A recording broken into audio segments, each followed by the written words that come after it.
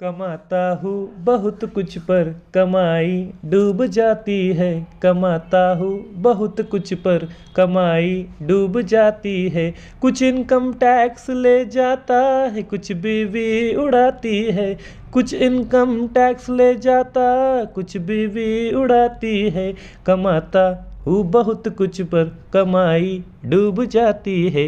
कैसा लगा सॉन्ग? तो दोस्तों इस वीडियो के बाद बस आपके पैसे आपकी बीवी उड़ाएगी और इनकम टैक्स काफ़ी कम पैसा आपका लेके जाने वाला है।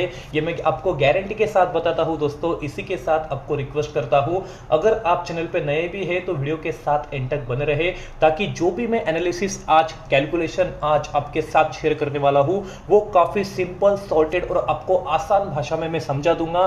कौन से टैक्स स्लैब में आपको निवेश करना चाहिए, कैसे आपको आपका टैक्स बचाना चाहिए। तो अगर आप चैनल पे नए हैं तो चैनल को सब्सक्राइब करना बिल्कुल ना भूले दोस्तों। आगे बढ़ते हैं आज के वीडियो के साथ। सबसे पहले मैं बात करूंगा ओल्ड टैक्स रेट की, देन उसके बाद हम बात करेंगे comparison with new tax slab. कौन सा रिजिम आपको सिलेक्ट करना चाहिए, जैसे कि ओल्ड रिजिम होता है, न्यू रिजिम होता है, तो कौन सा रिजिम आपके लिए बेस्ट हो सकता है।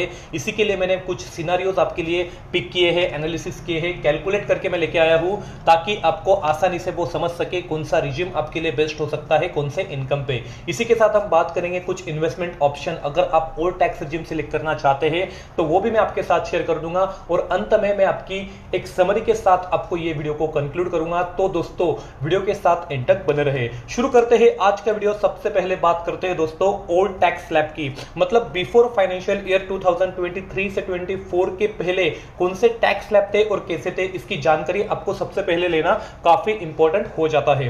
तो जैसे कि हम अगर बात करते हैं ओल्ड टैक्स रेट की बात करता हूं तो 0.5 लाख तक आपको कोई तरह का टैक्स नहीं लगता था। 5 लाख तक की अगर मैं बात करूं, 2.5 लाख से लेके 5 लाख, तो 5% का टैक्स आपको लगता था, पर यह भी 87A के जरिए आपको रिड्यूस हो जाता था, डिडक्ट हो जाता था। इसी के साथ अगर बात करें 5 से 10 लाख के बीच में आपको 20% का टैक्स लगता है, और 10 लाख के ऊपर आपको 30% का टैक्स लगता था और लगने वाला है, क्योंकि ओल्ड टैक्स रेट में गवर्नमेंट में कोई तरह का यहां पर चेंजेस नहीं किया है। जो ओल्ड टैक्स रिजिम है वो जैसे के वैसे गवर्नमेंट ने यहां पर लाया है। पर न्यू टैक्स स्लैब की अगर मैं बात करूं, जैसे कि आप देख रहे हैं दोस्तों, न्यू टैक्स स्लैब रेट पहले की अगर बात करूं तो 2.5 तक कोई तरह का टैक्स नहीं लगता था। 2.5 से लेके 5 लाख तक आपको 5% का टैक्स लगता था। उसके बाद 5 लाख से 7.5 मतलब 2.5 लाख से ये बढ़ता था और 5% से यहां पर टैक्स बढ़ता था। और इसी के साथ अगर बता दूं कोई तरह का स्टैंडर्ड डिडक्शन नहीं होता था। इसी के साथ बता दूं 87A का रिबेट नहीं होता था। काफी सारे जो पॉइंट्स थे दोस्तों न्यू टैक्स रिजिम में नहीं थे।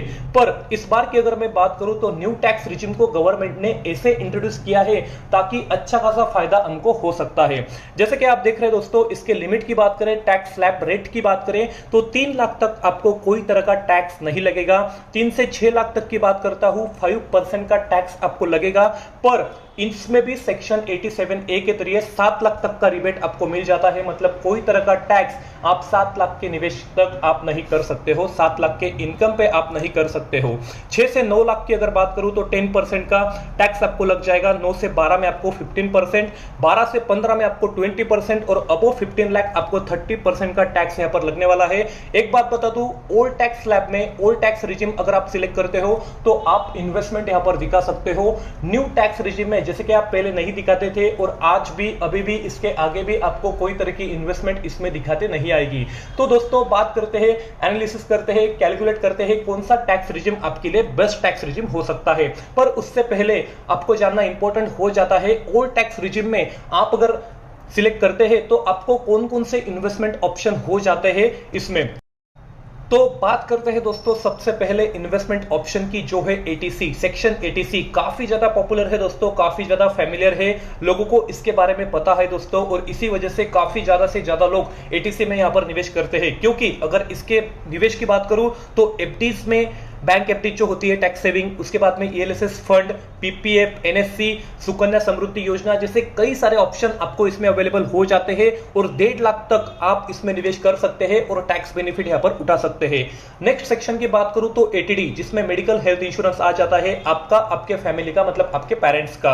अगर आप और आपके पेरेंट्स यहां पर सीनियर सिटीजन नहीं है, मतलब 60 साल से उनकी उम्र यहां पर कम है, तो दोनों को 25,000 और 25,000 का एक्सेम्पशन यहां पर मिल जाएगा। टोटल 50,000 आप इसमें क्लेम कर सकते हो। वही अगर मैं बात करूं, आप अगर सीनियर सिटीजन नहीं हो हो पर आपके पेरेंट्स सीनियर सिटीजन है, मतलब 60 साल के ज्यादा उनकी उम्र है, तो दोस्तों उनके लिए 50,000 और आपके लिए 25,000, मतलब ओवरऑल 75,000 आप इसमें बेनिफिट उठा सकते हो। वही अगर मैं बात करूं आप दोनों सीनियर सिटीजन हो, मतलब 60 साल से आपकी उम्र यहां पर ज्यादा है, तो आप 50,000 आपके लिए और आपके पेरेंट्स के लिए 50,000, मतलब ओवरऑल 1 लाख तक का बेनिफिट आप यहां से उठा सकते हो।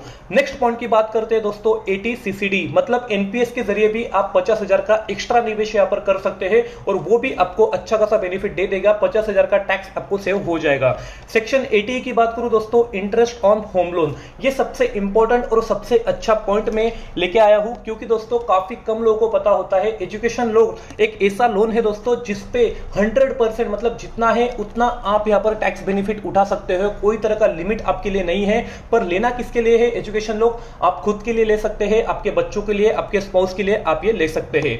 इसी के साथ बात करते हैं दोस्तों नेक्स्ट सेक्शन की, जो है 24, मतलब होम लोन का इंटरेस्ट। जी हां दोस्तों, मैक्सिमम 2 लाख तक का आप इसमें टैक्स बेनिफिट उठा सकते हैं। ये भी एक अच्छा खासा ऑप्शन आपके लिए हो जाता है और काफी इंपॉर्टेंट है अगर आप टैक्स रिजिम ओल्ड सिलेक्ट करते हैं। ये मैं आपको आगे वीडियो के साथ साथ एनालिसिस में बता दूंगा क्यों ये इंपॉर्टेंट हो जाता है अगर आप ओल्ड टैक्स रिजिम को सिलेक्ट करते हैं। बात करते हैं नेक्स्ट सेक्शन की, जो है दोस्तों 80G। जी हां दोस्तों, आप अगर चैरिटी के साथ कोई कंट्रीब्यूशन करते हैं ईयरली, तो आपको उसमें भी बेनिफिट मिल जाता है। अप टू 30 to 100% का बेनिफिट आपको टैक्स में मिल जाता है जो भी आप कंट्रीब्यूशन करते हैं। डिपेंड करता है वो कौन सी तरह के इंस्टीट्यूट है, कौन से तरह के चैरिटी आप इसमें निवेश कर रहे हो। सेक्शन 80GG की बात करूं या 80GG की बात करूं, तो जो कंट्रीब्यूशन होता है इंडिविजुअल या कंपनी या बिजनेस कोई कंट्रीब्यूशन करता है दोस्तों पॉलिटिकल पार्टीज में, तो उसमें भी आपको रिबेट मिल जाता है, उसमें भी आपको अच्छा खासा फायदा हो जाता है। तो 100% का डिडक्शन आपको यहां पर डोनेशन पे मिल जाएगा। तो ये होते हैं कुछ इन्वेस्टमेंट ऑप्शन जो आपको जानना काफी इंपॉर्टेंट हो जाता है। पूरी जानकारी चाहिए दोस्तों तो मुझे कमेंट करना बिल्कुल ना भूले। एक सेपरेट वीडियो इन्वेस्टमेंट ऑप्शंस पे मैं आपको लेके आऊंगा ताकि आपको अच्छे से अच्छा फायदा यहां पर टैक्स पे हो जाए। अब बढ़ते हैं दोस्तों नेक्स्ट पॉइंट की ओर, जो है दोस्तों कैलकुलेशन और सिनारियोस जो मैंने आपके लिए सिलेक्ट किए हैं और यहां पर कुछ एनालिसिस मैंने की है और आपके लिए मैं वो शेयर करने जा रहा हूं, क्योंकि इसके जरिए दोस्तों इसके बाद आपको एक क्लियर पिक्चर, एक क्लियर आइडिया मिल जाएगी आपकी इनकम कैसी है और आपके लिए कौन सा टैक्स रिजिम यहां पर बेस्ट हो सकता है इन्वेस्टमेंट के लिए और आपका टैक्स बचाने के लिए। तो देखिए दोस्तों, सबसे पहला सिनारियोस मैंने लिया है दोस्तों, अगर एबीसी नाम का एक पर्सन है और XYZ नाम का एक पर्सन है दोस्तों, दोनों की इनकम यहां पर थोड़ी डिफरेंट है। एक ने सिलेक्ट किया है ओल्ड रिजिम, एक ने सिलेक्ट किया है न्यू रिजिम। ये मैंने जो सिनेरियो सिलेक्ट किया है दोस्तों ताकि इससे आपको पता चल जाए कौन सा रिजिम कितने स्लैब तक, मतलब कितने इनकम तक बेस्ट है। तो देखिए दोस्तों, एक का इनकम है 5.5 लाख, मतलब एबीसी की अगर मैं बात करूं जिसने ओल्ड रिजिम सिलेक्ट किया है, और XYZ जिसने न्यू रिजिम यहां पर सिलेक्ट किया है उसकी इनकम है 7.5 लाख। 50,000 का स्टैंडर्ड डिडक्शन दोनों को मिल जाएगा दोस्तों। टोटल इन्वेस्टमेंट, कोई तरह की इन्वेस्टमेंट मैंने बताई नहीं है। जब आप कोई तरह की इन्वेस्टमेंट नहीं करोगे तो आपको कैसा बेनिफिट मिलेगा, तो नेट टैक्सेबल इनकम एबीसी के लिए होके आती है 5 लाख, मतलब 5 लाख के ऊपर इसको टैक्स देना होगा और XYZ को देना होगा 7 लाख के ऊपर का टैक्स। तो देखिए दोस्तों, 5 लाख मतलब आता है 2.5 लाख और 5 लाख, और इसमें 7 लाख मतलब आता है 3 से 6 लाख और 6 से 9 लाख का 1 लाख। तो जी हां दोस्तों, अगर मैं बात करूं 87A की, सेक्शन 87A का जो रिबीट होता है दोस्तों, ओल्ड टैक्स स्लैब में 5 लाख तक आपको कोई तरह का टैक्स नहीं लगता है, तो ये मिल जाएगा आपको 0 टैक्स। और इसी के साथ बात करूं न्यू टैक्स की, तो 7 लाख के ऊपर आपको कोई तरह का टैक्स नहीं लगेगा। 87A के रिबेट के जरिए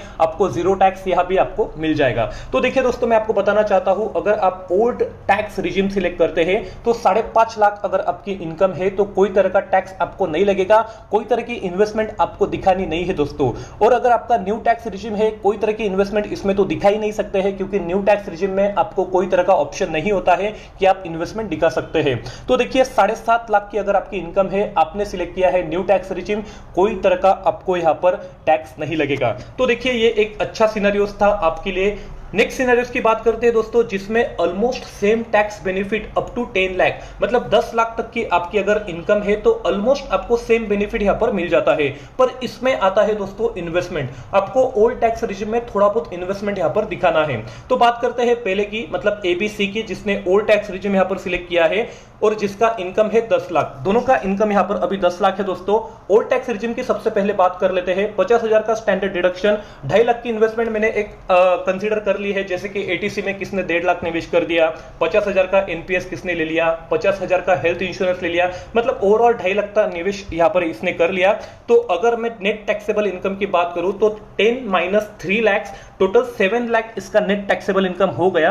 और अगर 7 लाख पे हम टैक्स कैलकुलेट करते हैं, कैसे करते हैं, तो जैसे कि आपको पता है दोस्तों 2.5 से 5 लाख में 5% मतलब 12,500 एंड देन 5 to 10 लाख मतलब ऊपर के आए 20,000 इंटू 2 मतलब 40,000, तो 52,500 का टोटल टैक्स इसको लग जाएगा।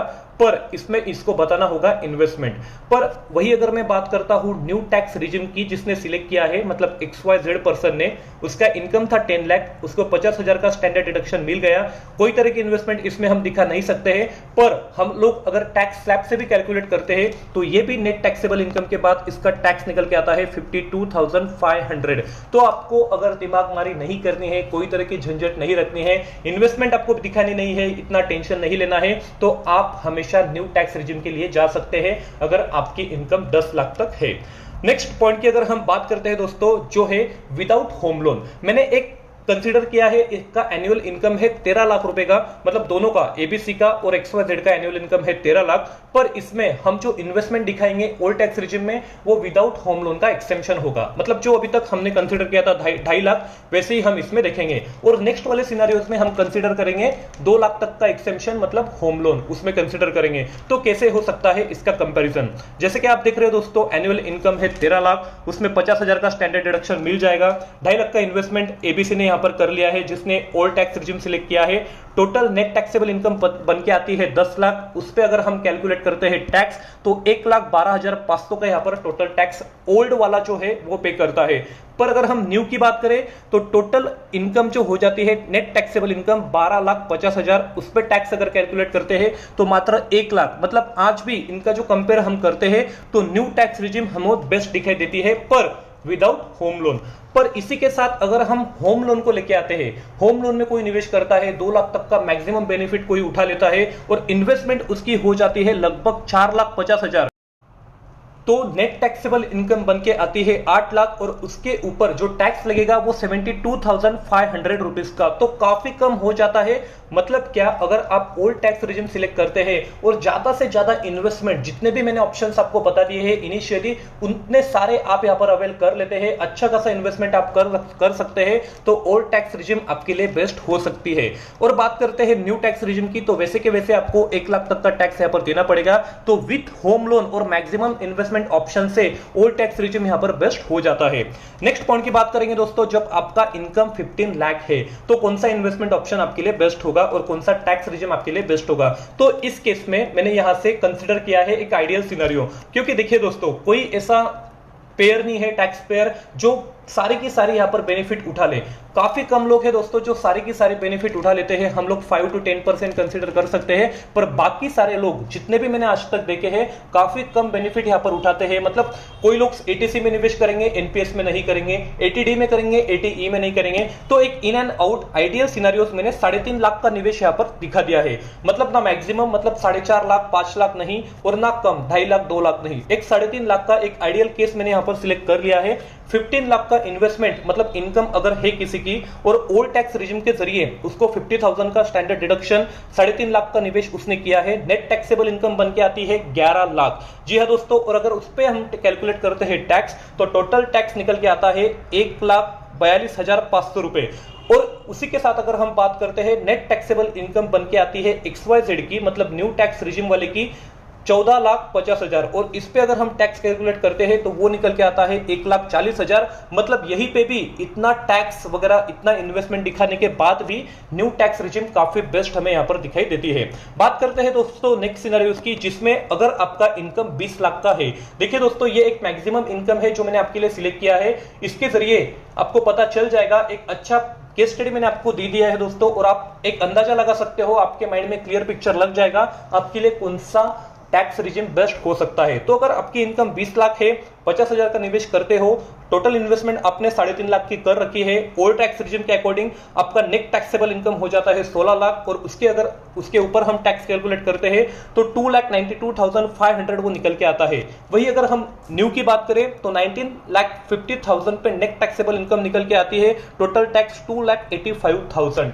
मतलब इतना इनकम होने के बाद भी कोई तरह का इन्वेस्टमेंट हमने दिखाया नहीं है, इसके बाद भी net tax regime, new tax regime काफी अच्छा हमें दिखाई देता है। सारे सिनेरियोस हमने कंसीडर कर लिए हैं और इसमें हमको सबसे बेस्ट न्यू टैक्स रिजिम यहां पर दिखाई देता है। और दोस्तों मैं आपको बता दूं, इसी की वजह से दोस्तों गवर्नमेंट ने इंट्रोड्यूस किया है न्यू टैक्स रिजिम, जिसके स्लैब काफी कम है, स्टैंडर्ड डिडक्शन आ गया है 87A का रिबेट अच्छा खासा हो गया है, और ये बाय डिफॉल्ट भी आपकी हो जाएगी अगर आपने कोई तरह का टैक्स रिजिम नहीं सिलेक्ट किया। मतलब क्या, तो गवर्नमेंट न्यू टैक्स रिजिम को प्रमोट करना चाहती है दोस्तों आने वाले दिनों में, तो ओल्ड टैक्स रिजिम आने वाले दिनों में ये खत्म हो सकती है, ऐसा हम मान के चल सकते हैं। गवर्नमेंट भी क्योंकि खुद प्रमोट कर रही है न्यू टैक्स रिजिम को।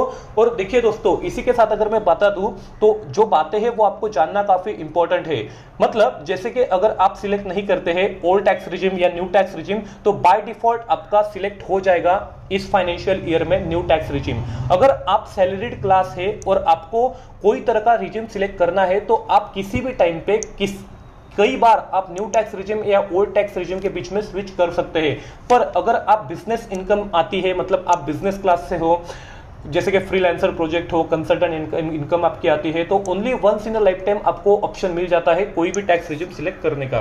तो इस पॉइंट को भी आपने नोटिस करना चाहिए। तो देखिए दोस्तों, ओवरऑल मैंने आपको अच्छी एनालिसिस आपके साथ शेयर कर दी है, कैलकुलेशन आपके साथ शेयर कर दी है। तो आशा करता हूं ये वीडियो आपको अच्छा लगा होगा, काफी हेल्पफुल होगा जब भी आप टैक्स स्लैब को सिलेक्ट करेंगे, और अच्छा खासा टैक्स यहां से आप बचा सकते हैं। तो आपकी इनकम कितनी है और उसी के बदौलत आप कौन सा रिजिम सिलेक्ट करना चाहते हैं, मुझे कमेंट करना बिल्कुल ना भूले। मैं भी आपका ओपिनियन जानना चाहता हूं और उसके अकॉर्डिंग मैं लोगों को भी हेल्प कर दूंगा।